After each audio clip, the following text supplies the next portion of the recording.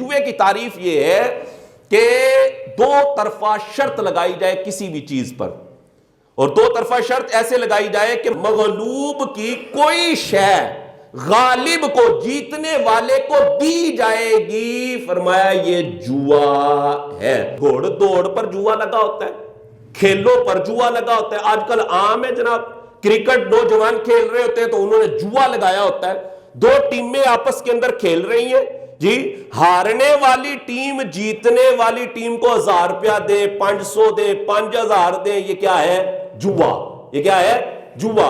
Cricket پر جوا کھیلا جا رہا ہوتا ہے، فٹ بال پر جوا کھیلا جا رہا ہوتا ہے کہ جو بندہ ہارتا ہے، ہارنے والا جیتنے والے کو کوئی شے دیتا ہے، وہ پیسوں کی صورت میں ہو یا کسی اور طرح سے ہو، اس کو جوا کہا جاتا ہے۔ اسی طرح تاش کھیلنے والے افراد، تاش تو خیر ہے ہی ویسے بھی ناجائز ہے، بغیر شرط کے بھی اگر کھیلا جائے تو بھی ناجائز ہے یہ تاش کھیلنا۔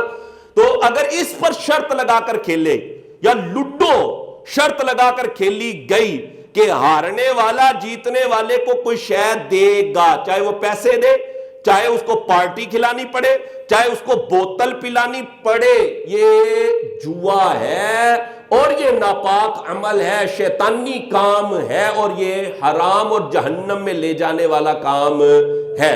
اسی طرح ہمارے نوجوان کیرم بورڈ کھیلتے ہیں، کیرم بورڈ، اسی طرح سنوکر کھیلا جاتا ہے۔ اس میں کیا ہوتا ہے؟